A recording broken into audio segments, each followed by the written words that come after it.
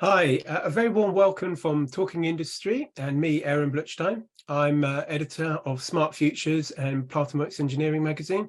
And our topic for this morning is skills, training and technology in manufacturing and engineering, with a special focus on what's needed to help manufacturers adopt to new digital technologies. I'm joined today by Nikesh Mistry, who's the sector head of industrial automation at GAMBICA, and Jamie Cater, who's Senior Policy Manager for Employment at Make UK. Hi, and thank you both for joining me this morning. Just a quick reminder that all our guests will be chipping in where appropriate, because it's intended to be more of an informal discussion rather than a lecture, and we actively encourage the audience to ask questions when you feel you'd like to. Just type in your question in the chat box and we'll try to answer it wherever possible. So without further ado, I'll ask our guests to introduce themselves and to explain a little bit about their positions on the importance of developing skills and providing training for UK manufacturing and engineering. And then we'll start the discussion afterwards. So if I can start with you, Jamie, and then we'll move on to Nikesh. Brilliant. Thanks very much, Aaron. And yeah, as you've already said, I'm the Senior Policy Manager for Employment at Make UK.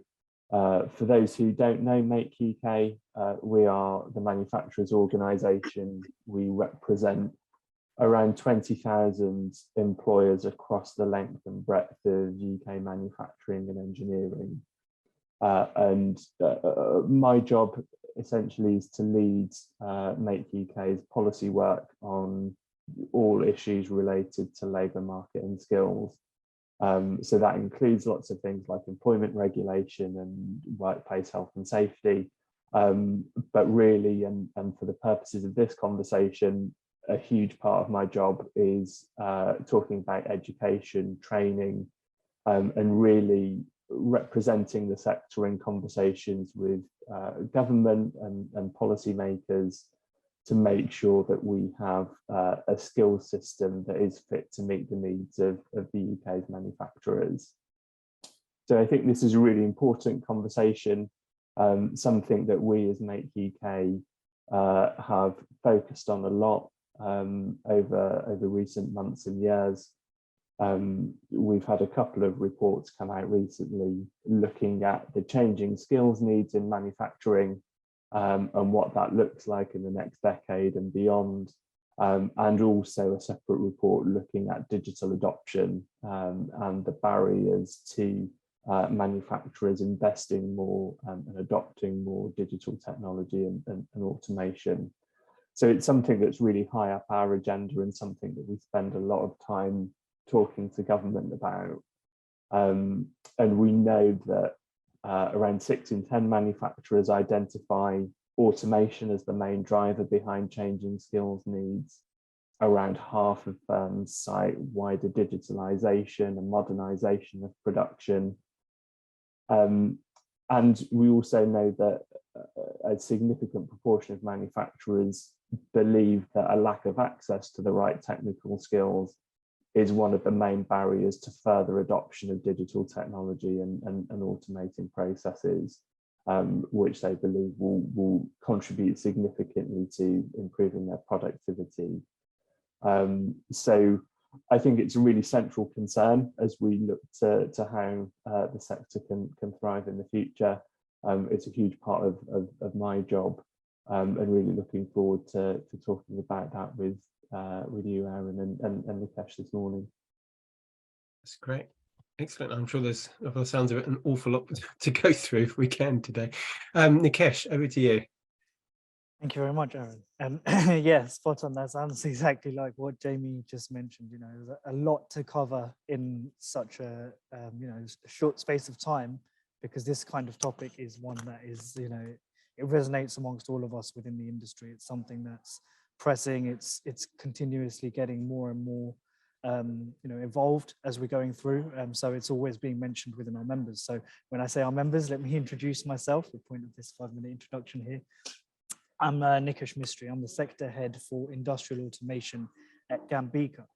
So GAMBICA, we're the trade association for instrumentation, process, control, automation, and laboratory technology in the UK. So we're a membership organization. We have around about 240 plus member companies. And within those members, they're manufacturers of varying products. We've got the process control sector, we've got the laboratory sector, and we've got my sector, which is the industrial automation. So manufacturers of discrete equipment that go into factories in the automation side of the world. And they range from small, very small businesses right through to SMEs to the large multinational companies.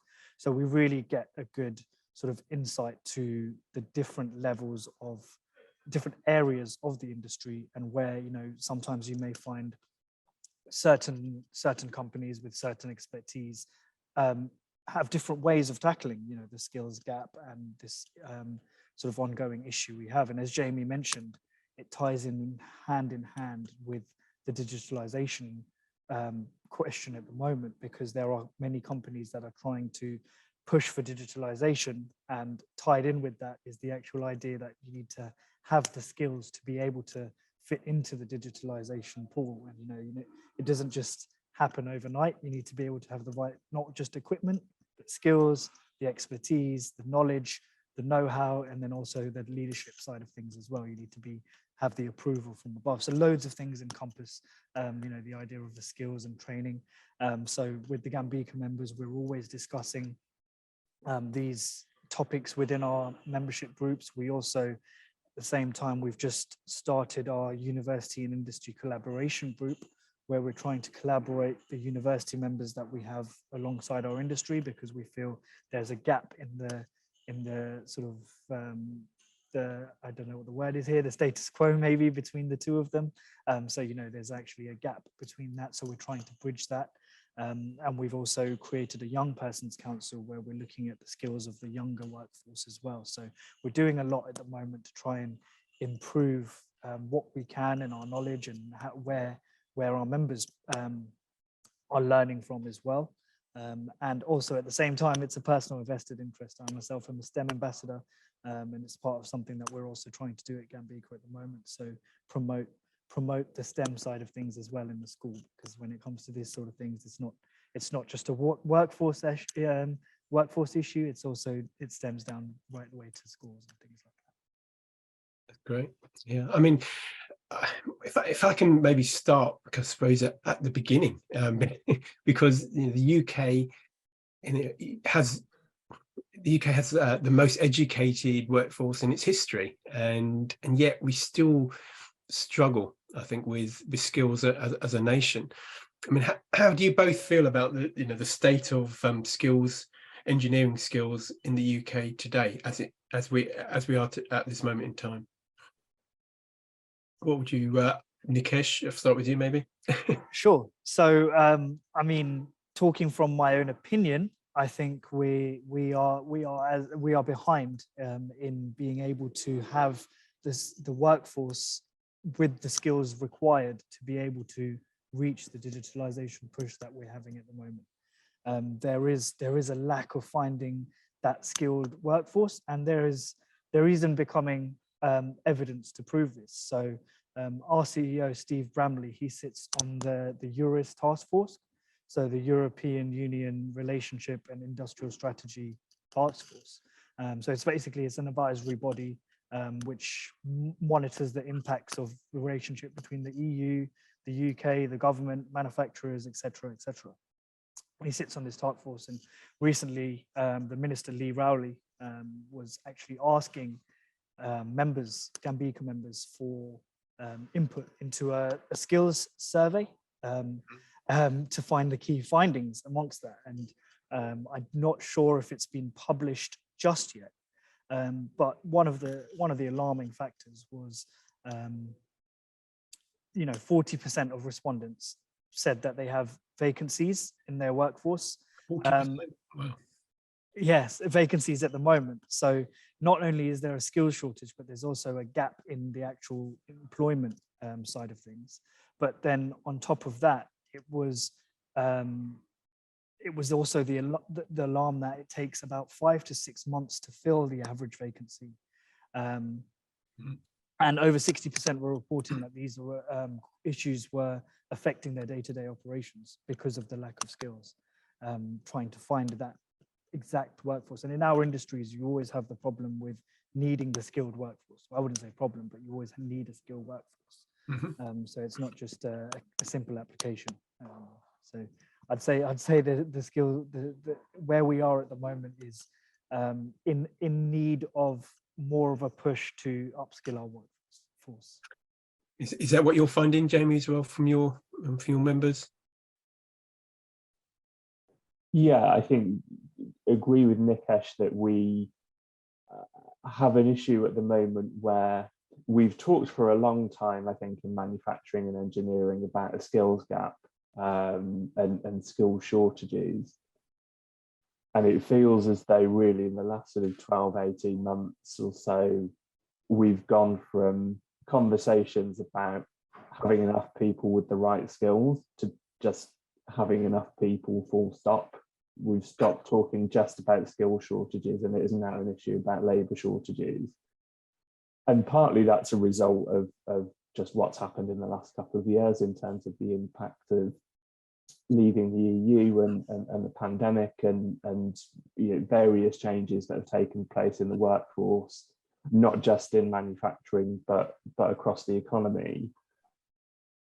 It's also to do with the sort of long-term really failure, I suppose, to address those long-standing issues around skills training, getting enough young people studying the right subjects, the right qualifications, acquiring the right technical skills. So I do think that's where we are. I think there are signs of progress when you look at the increasing number of young people who are taking STEM subjects at school level, particularly among girls as well, which will help to address perhaps some of the diversity and inclusion issues that we sometimes encounter in the sector. But I still think we've got some way to go in terms of achieving the parity of esteem for technical and vocational education routes with academic routes. I think we've had 3 or 4 years of a government that has talked a good game actually on sort of increasing the priority attached to technical and vocational routes. We've got new qualifications coming through like T levels, and the intention of those is to put, a technical route on an equal footing effectively to the academic route at post 16. But we've still got some way to go there. And I think that's crucial for our sector, is making sure that actually that route is an attractive one for young people, and that they can see the value in acquiring those technical skills and the value of a career in manufacturing and engineering. So I think there's action for government in terms of achieving that parity of esteem between sort of technical education and academic routes. But there's something for us as an industry as well, I think, about how we attract those young people, new people into the sector. So where do you think the problem actually begins? I mean, do you think it's kind of low awareness of engineering jobs at kind of a school level? Or is it maybe a kind of a failure to understand the particular details of the STEM skill shortage? What do we actually need as a nation? So we're not planning. Where do you think actually the problem really begins? That's to both Nikesh, whoever wants to. Sure, it's the funny part of webinars where you never know whether the question is directed at you. Yeah. Sorry. No. I mean, you hit them both actually, Aaron. I would say in both of those areas, I wouldn't be able to pinpoint one particular cause for this, but like you said, it has to start at a very younger age, even beyond university, beyond college, right down to primary school age, where children are misconceived about what an engineer perhaps may be, and it comes from all sorts of things: the media, what you see on television, what is set on Google, for example. You type the word engineer into Google and you're not going to get an accurate depiction of what an engineer might be nowadays. And that scares children. They always think, something might, their printer might have been broken in the school and a big sign saying the engineer is going to come fix this will be stuck on the machine. And that's not always the case. It might be a technician, but it's a type of engineering. But again, that's never explained to the child. So they think that this is their conception of what engineering might be before they're even opened into the world of it. And ironically, it's not only engineering where that is, even with other subjects like economics and, certain things like that. You don't start learning economics until a much later age. So even then, the misconception of what, an economist does is completely different. And the only problem here is in the UK, we are a service and economic based sector. So that's more promoted in the school. So as students start to come of that age, they start telling them what the economic subject will be, and loads of students take up economics.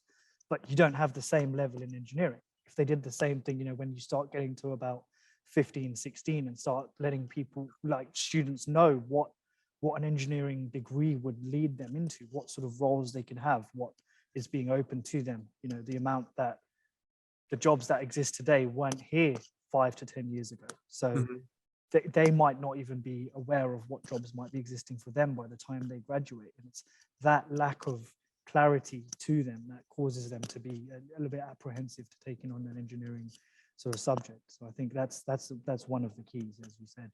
And Jamie, what do you think? Yeah, I think I agree with that. We can do better, I think, in terms of engaging at school level. And Nikesh is absolutely right. That's where it starts. It has to start probably at primary school. And that means that I suppose there's a role for industry in sort of going into local schools and talking about what jobs in the sector look like, what they do, the contribution they make in the local community. It's engaging with the teachers as well, to the people teaching the young people who probably themselves don't have a great idea of what manufacturing and engineering jobs look like. And that goes all the way through, I suppose, from school to college to university, right up to when we're looking at, say, local job centres, where work coaches sort of bringing new people into the sector who may have worked in other sectors, for example. Those work coaches might not really understand what jobs in manufacturing and engineering look like. So there's an issue of understanding, I think, that runs all the way through from sort of engaging with people at school age right up to the working age population. I think there is also just a general thing about the perception of the sector, where I think there are lingering perceptions of manufacturing as quite old-fashioned, dominated by manual labour, operation of heavy machinery. There are quite outdated views, I think, of what a manufacturing workplace looks like. And so again, that's sort of partly down to industry to sort of tackle those misconceptions.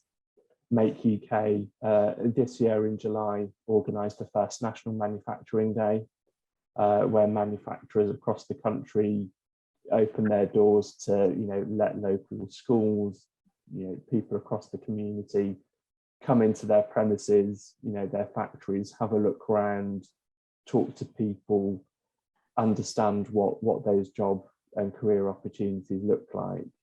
And so it's stuff like that, I think, that is going to make the difference, meaning that young people, their teachers, parents, adults who are looking for work, all of those have a better understanding of just what the sector looks like and what they can get out of it in terms of employment and a career.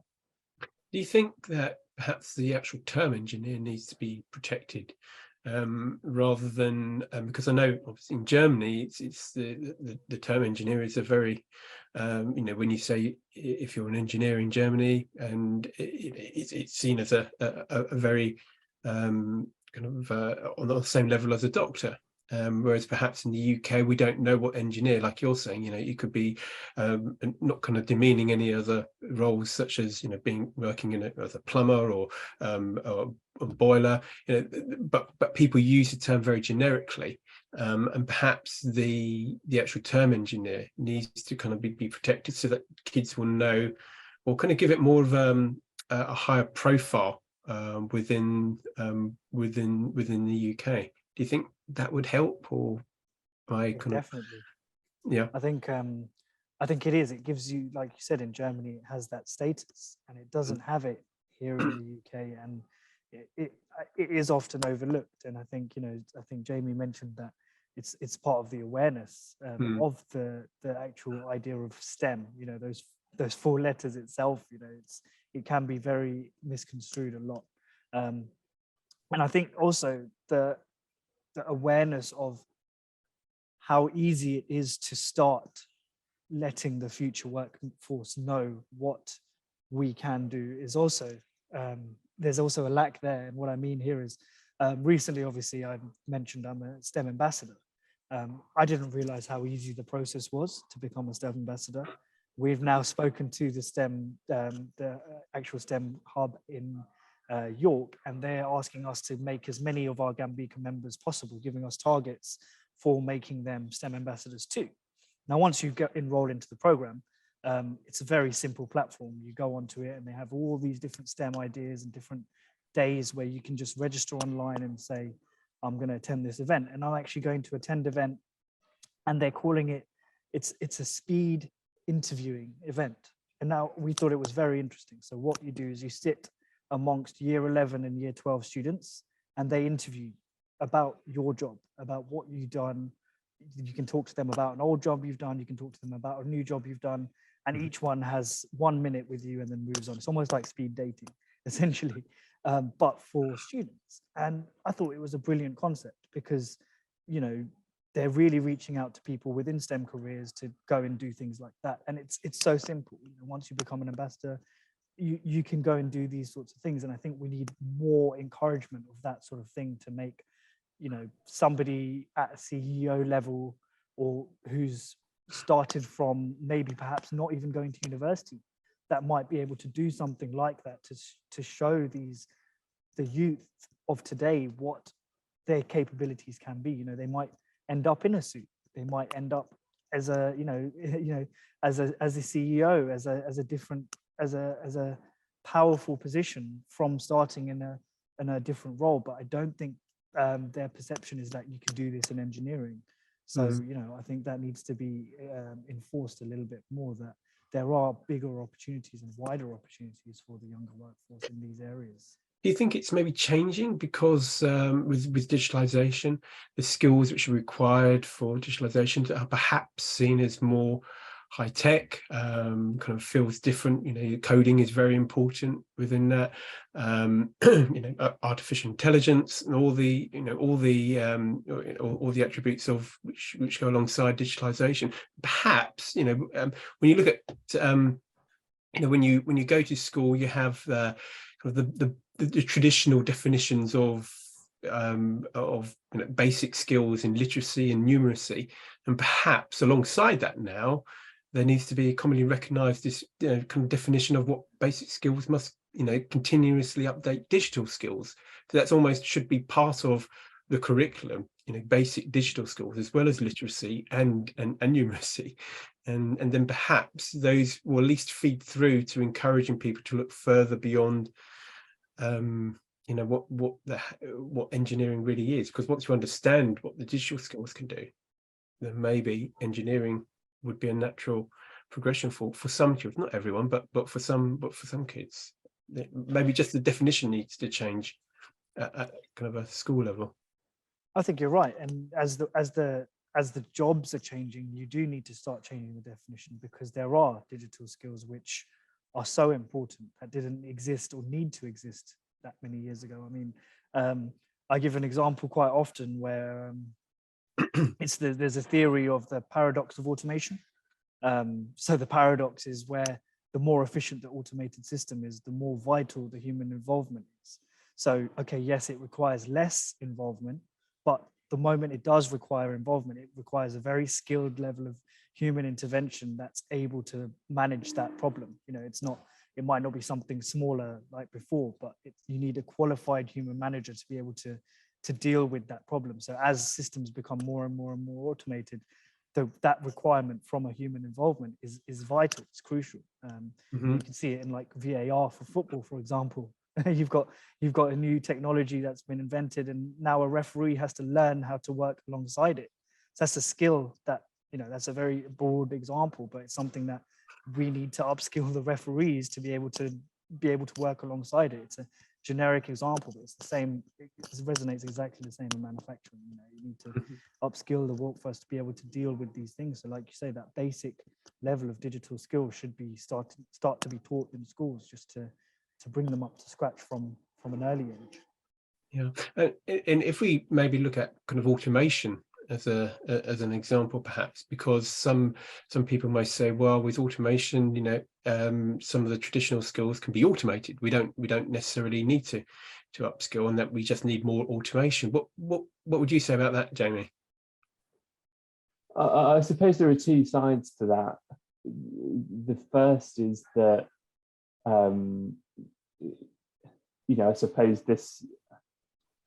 you can't necessarily kind of automate yourself out of a skills gap, because, as you know, as Nikesh and yourself, Aaron, have rightly said, you need the people in the firm with the right skills to you know, sort of work with that new technology, operate it, maintain it. And so actually that's creating a demand for higher level technical skills. So rather than necessarily just sort of, you know, displacing or replacing jobs, we see automation as also creating new opportunities for people in the sector. And it doesn't mean that all of those lower level skilled jobs are lost either. But just sort of going back to that question about perception, because I think this has been really important, and sort of what does an engineer do? I mentioned before, you know, there's this sort of outdated perception of, you know, manufacturing and engineering as being a bit sort of dusty, old-fashioned, sort of lots of manual labour, often quite low skilled and low paid as well. You know, this is central to changing those perceptions, and I suppose the point that I was making or trying to make was that you know, whoever it is, teachers, parents, young people, they don't really know that that's happening, or don't necessarily know that that's happening in our sector, and so we need to be able to communicate and show that that's happening. You know, young people who, you know, might be really excited by, you know, robots, cobots, artificial intelligence, all of that kind of stuff, and just have no kind of real idea at the moment of what's happening. So I think it's a really crucial part of attracting new talent into the sector, is showing what a sort of modern, innovative sector this is to work in. And you know, challenging that point as well, to go to the second question around it sort of being, you know, maybe predominantly low skilled, low paid jobs, when you have things like automation creating those new high skilled opportunities, it means that there are higher paid opportunities as well. And we know that manufacturing as a whole pays, I think, somewhere around 12 to 13% above the average UK salary. You know, and this is contributing to that sort of development and implementation of new technology. Okay, and we've just had a question from Colin Best, who asks, do you think that one of the issues within manufacturing is that the controls automation engineers very rarely transition into engineering manager positions? is it that the focus on engineering teams is still preventative maintenance? Do you see these skills that are hard to recruit tend to get knowledge locked in this sense? Maybe Nikesh? Sure. Yeah. That's a good question. I mean, I think it is one of those. It's one of those ironies where, yeah, you would expect in certain. I think that again, it comes down to the structure of where engineering jobs are. It's not as vocational as some of the other industries. You know, you might be a controls engineer, you might be an automation engineer, but it's not necessary that your route then within your company will take you step by step by step to the position where you then want to become an engineering manager or your technology officer or your CTOs and that sort of job. It's not a set route, and it's not always that case. So I think that there is an issue with the clarity of your career path as an engineer. You know, you might start as one, but there's always, you know, it's an industry where you might be pinched from one job to another. If you've got skills, that's something that we're talking about is so valuable here, which is why upskilling becomes even more important, because the more and more people that have the skill, the more of a workforce that we'll have to put into these engineering manager positions. But what sometimes might happen is they find a controls or an automation engineer and they think, oh, this is a skilled worker. Let's use that skill to take them into another skilled working area. And not to say that an engineering manager position isn't the same level of skill, but we all know that once you become an engineering manager, you stop actually doing, you know, hands-on engineering. You start managing a team. So you require then managerial and leadership qualities and that sort of side of things. So you start training in that. So, you know, you start to separate from the skill side of things where that you would have learned in your early stage of your career. So I think the career path that you have to take to carry on as with an engineer needs to be made clearer to sort of younger individuals, to give them the idea that, you know, they will then become an engineering manager eventually. And I don't know if Jamie, you want to carry on with the rest of the question, perhaps. Yeah, I'm not sure I have a huge amount to add, to be honest, on that specific question, but just to sort of follow on the leadership and management point, I think this is a really underappreciated aspect of the skills gap in manufacturing, and it came out when we surveyed members for our 2030 skills report, which came out in September, which was the biggest priority for investment in training in both the short term and the long term was leadership and management. And I think there is a sort of a sector-wide issue here generally about having the right leadership and management skills. We focus a lot on technical skills, you know, and understandably so. I think sometimes, you know, in firms and, you know, when we go out and talk to government and when government thinks about skills as well, we don't often think very hard about the leadership and management skills. And so we're really seeing that coming through from our members at the moment, you know, equipping people with, you know, leadership, line management, sort of people management skills. There's a real issue there.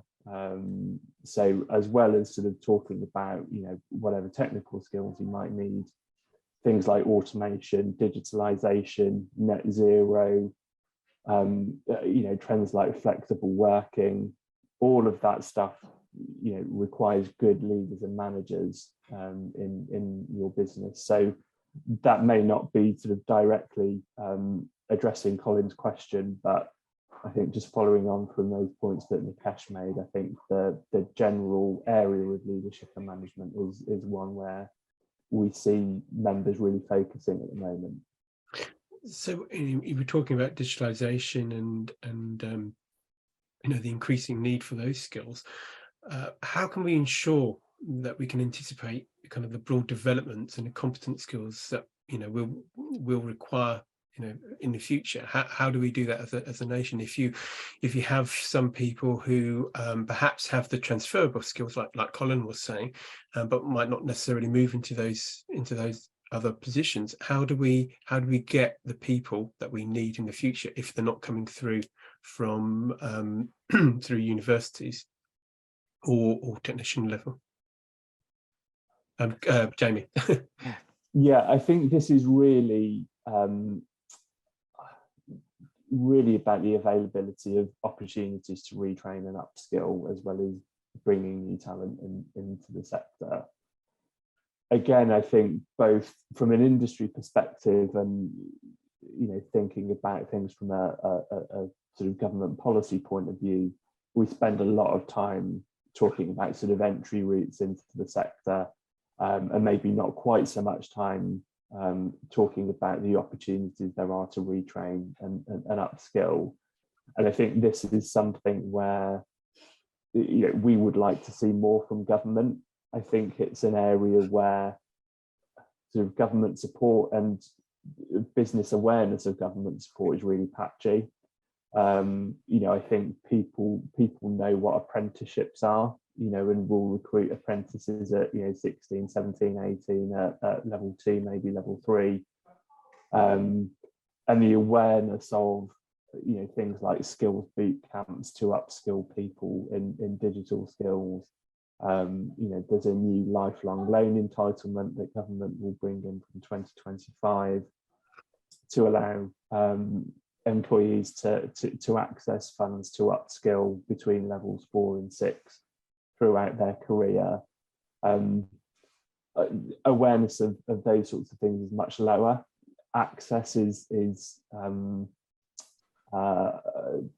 much more patchy, as I say. So we'd like to see more consistent support for retraining and upskilling.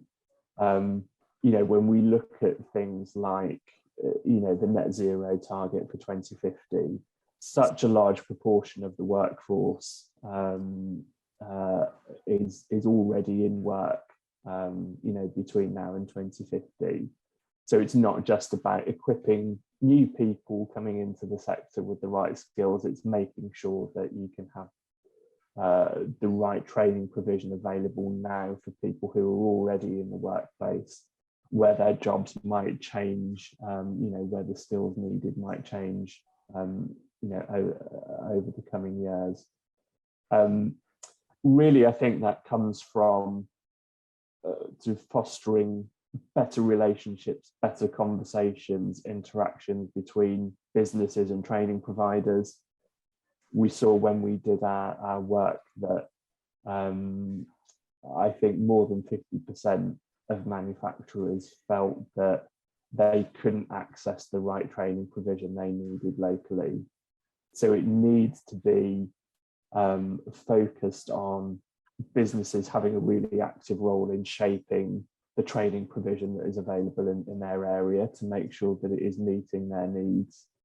Government is bringing in what it calls local skills improvement plans, which is intended to do just that. It's intended to be a sort of an employer-led forum, effectively, to come up with a plan for the local area to make sure that the training provision is meeting local labour market needs. And so we need more of that, I think. Just as we have in apprenticeships over the last 10 years or so, moved to a more employer-led system, that needs to be across the board. So we need better access and awareness to retraining and upskilling opportunities, and they need to be shaped by employers in those areas. And it needs to be the training providers and education providers who are responding to the needs of employers. Okay, Nikesh, what do you think? Yep, I completely agree there with Jamie. I think it's one of those things where we don't have that level of support from the government that we require in industry, and it does require a high level in all areas, because the as Jamie said, these businesses can't do it alone. You know, they need that level of support in areas of training, skills, apprenticeships, and funding. You know, funding is one of the biggest things. Trying to get government funding is like, I don't want to use a difficult difficult an analogy here, but it is difficult. It's not easy to get government funding, but it's something that is required in order to actually to help start tackling this skills gap shortage that we have at the moment. The government does need to act quickly. You know, we are proven to be behind in terms of robot density and digitalization and unemployment and all of these things. We are behind in the rest of the world in comparison. I recently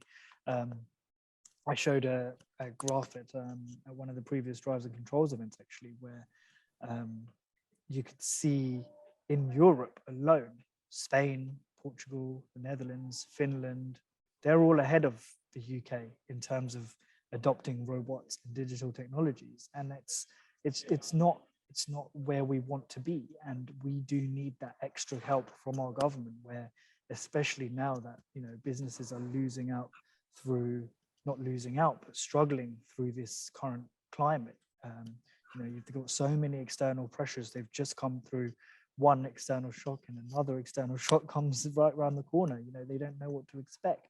So really and truly, if you have that sort of stable government support that's level throughout this time, they might actually know that, you know, okay, yeah, while we're trying to better our carbon footprint, at the same time, we're trying to increase our digital technologies. Well, we know that our government might have a support boundary for us, for our trained workforce, so that we can help, you know, keep our workforce happy, and at the same time keep them up to the skills that we need for this ever-changing world, because we don't know what's going to happen tomorrow. So that extra support that the government could provide us with would really go a long way. Can you maybe just define what you mean by kind of extra help from the government? Is that money or support, or what do you actually mean by that? Yeah, both those things. I would say it would be investment opportunities. So areas where you know, support schemes similar to the sort of, you know, training councils, where the government can provide an area to say, you know, we will subsidize your training of your workforce, or, you know, we will give you a day for your workforce to go and learn a new skill or something like that. You know, there's a lot that the government would be able to give. I mean, money is obviously the key one there from my side of things. But I guess, Jamie, you work more on the policy side of things. You might be able to expand on that, I guess.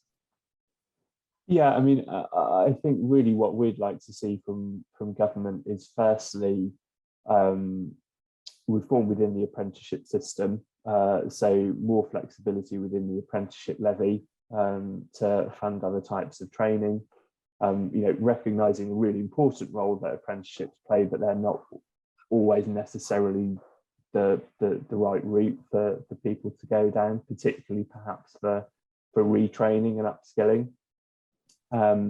So, you know, having a portion of apprenticeship levy funds for employers to spend on other types of training, targeted support for apprenticeships that reflect where there are identified labour and skill shortages, so that, you know, government has something called the Future Skills Unit, which is intended to sort of identify the areas where, you know, industry will sort of require skills in, say, you know, 3, 5, 10 years time, and to use that information to target financial support for apprenticeships in those areas, so that we're bringing through the skills we need for the future now.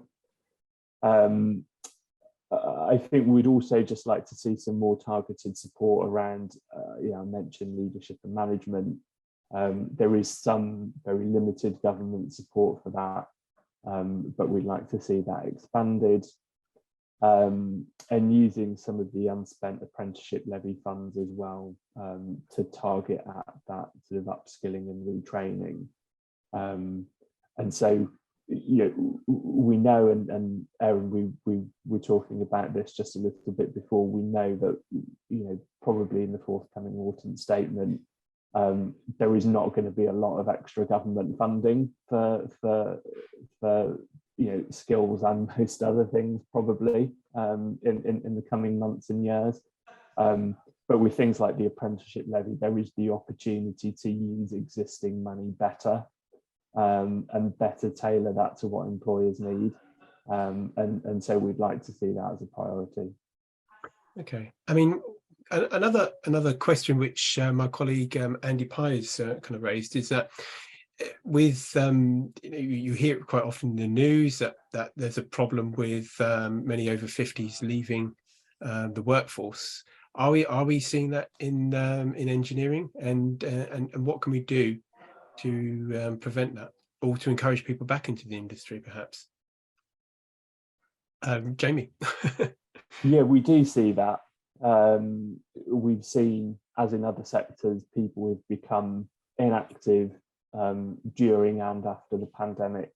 And we know that generally we have an aging workforce in manufacturing and engineering, and in our member survey for our 2030 skills report, a significant proportion of manufacturers expect between 10 and 20% of their workforce to retire in the next decade.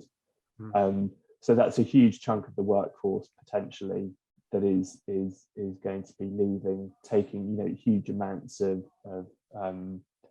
institutional knowledge, technical skills and experience with them. So I think there are a couple of things here. Firstly, it's about sort of embracing flexible working and possibly flexible retirement, moving people to sort of part-time working if that maybe keeps them in the workforce for longer. It's about sort of making sure that those sort of older workers, as they perhaps transition out of the workforce, are actively mentoring the sort of the younger people in the firm, and that might take a more formal role as well. So another one of the policy recommendations that we've made is that government uses a programme that it introduced last year called the Workforce Industry Exchange, to help older workers who are retiring or who have recently left the workforce to move flexibly, perhaps on a part-time basis, if not a full-time basis, into the teaching workforce. So bringing that recent relevant experience and knowledge of frontline industry to help to educate and bring through the next generation. We see employers already doing that. I've had conversations with members who are seconding their members of staff to the local FE college to help to train their apprentices. That helps keep older workers in the workforce for longer because you're varying their experiences, still giving them new opportunities, learning new skills. It really encourages the apprentices and the learners because they really value being taught by an expert, and they can make that sort of direct link between what they're learning and a future career. And it just helps to establish the firm locally, as an institution and a local employer of choice. So I think it's that sort of thing that is going to make a real difference. Not just helping to keep those people in the workforce for longer, but making sure they're making an active contribution in bringing through the next generation, and making sure those new people coming through into the sector are being equipped with the right technical skills. Nikesh, what do you think? Yep, yeah.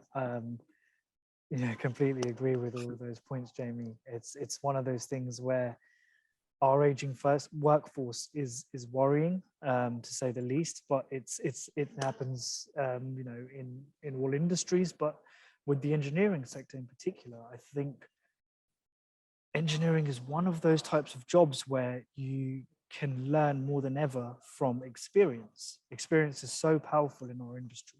There are there are people who have had so much experience yet have no engineering qualification because they may have not existed at the time when they started doing it. Panel builders, maybe, for example, is just one I can think of the top of my head.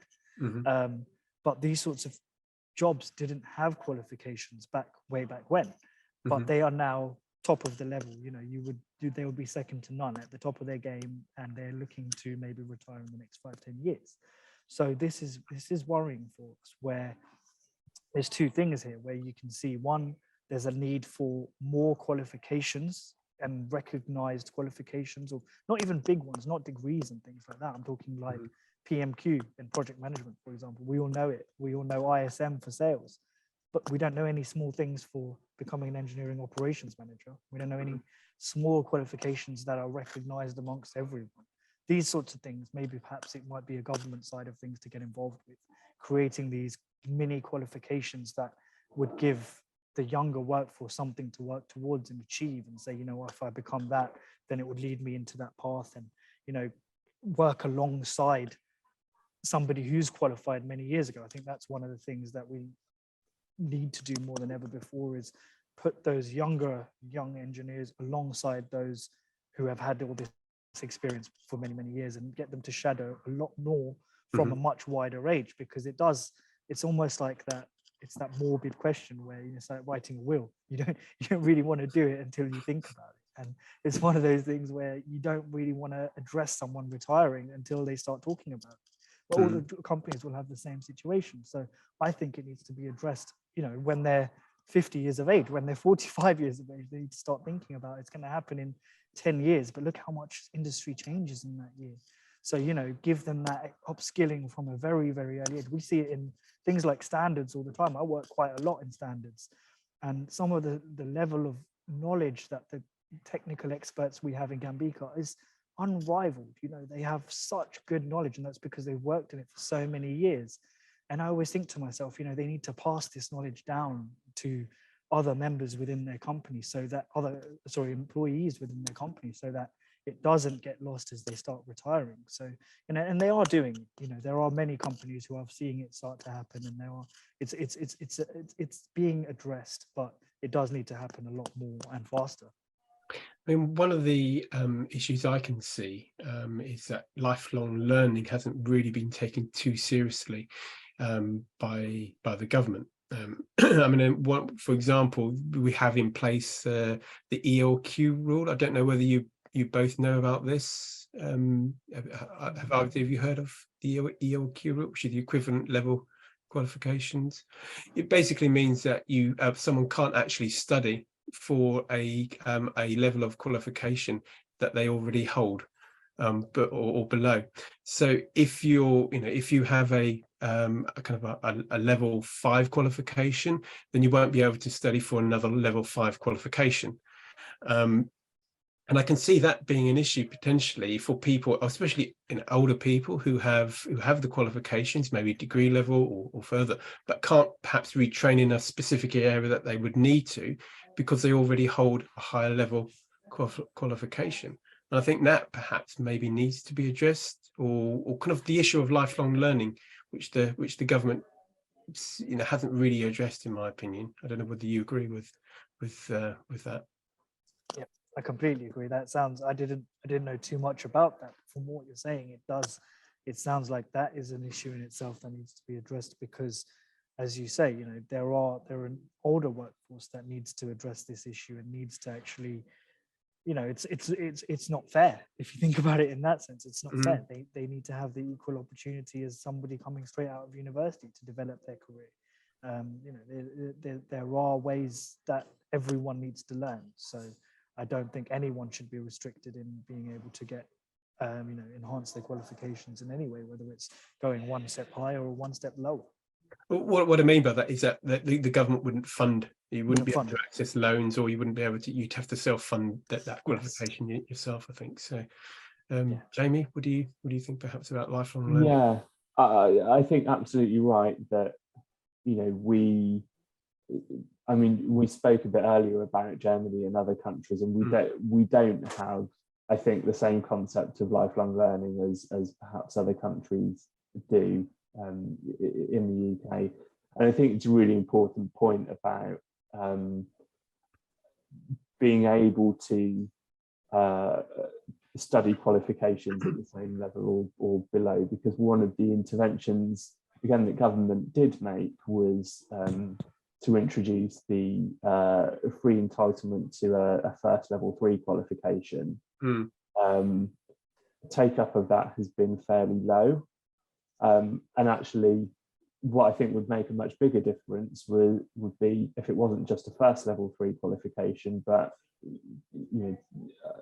moving beyond that, because and it won't just be for older workers, but across the board, people may need to retrain and upskill in different areas that require, in effect, just a qualification at the same level as one they already hold.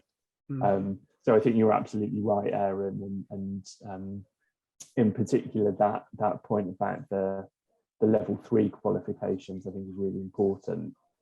That's also an issue we're seeing at the entry point as well, where I mentioned earlier the new T levels that are being introduced. They are a level 3 qualification for 16 to 18-year-olds. And the idea and the hope, I think, for most employers is that they would provide an opportunity to then take on one of those learners as an apprentice. Now, the government often uses the language of T-level learners progressing on to a higher level apprenticeship, whereas in fact, the nature of a T-level means that it is primarily, I think, a knowledge-based qualification rather than a skills-based qualification. And so most employers actually would want to put, if they were able to take on a T-level learner, would want to progress them onto a level 3 apprenticeship rather than an apprenticeship at level 4 or above, to make sure they have that broad-based sort of knowledge and skills, and really kind of honing the technical skills that they might not have had the opportunity to do at an earlier stage in the T-level. So we see that issue really playing out at that level as well.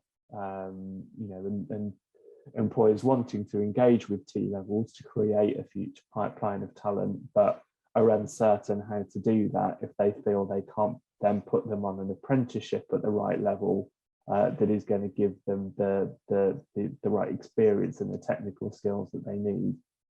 Okay. Unfortunately, I think we're going to have to start to wrap things up. However, I'd like to ask you both one final thing before we leave today. If I could ask both of you, where do you see engineering skills in the next 5 years? If I can ask with Jamie, or where would you at least like to see engineering skills in the next 5 years? If I start with Jamie. Yeah, I think it's, and I suppose, I will think about this with a sort of policy and government engagement sort of hat on. Yeah, I think just much greater government support for technical and vocational skills provision. I think we're starting to see that, but I think, in the next 5 years, we know that employers are not confident generally that they will have the technical skills that they need. And so we need those to start coming through now. So greater government support through apprenticeships and other vocational routes to make sure that we've got the right level of technical skill in the workforce in 5 to 10 years' time. Great. Nikesh? Yeah, and just to couple with that, along with that, I think we need the route for engineers to be established a bit clearer and defined more by both industry and academia. We need to mold that understanding between the two, so that there is an understanding between both sides of them. And I think the requirement for technical knowledge, the requirement for that leadership skill, the requirement for innovation and creativity is becoming greater than ever. And I think in 5 years' time, we'll hopefully see a much better skilled workforce that are capable of being able to just be a bit more flexible within the engineering world. It's something that I'd like to see as well. That's great. No, well, unfortunately, that runs us out of time. So I'd like to thank you both for your contributions, and thank you to everyone who listened in today. There's just one final thing I'd like to kind of promote, which is the Talking Industry Live, which is due to take place on the 25th of April 2023 at the MTC. So if you want to find out more about the event, please get in touch with us. You can get in touch via email, LinkedIn, or via our website. In the meantime, I'll thank you very much for attending, and look forward to seeing you both at the next Talking Industry event. Brilliant. Thanks very much, Aaron. Thank you. Okay. Bye-bye.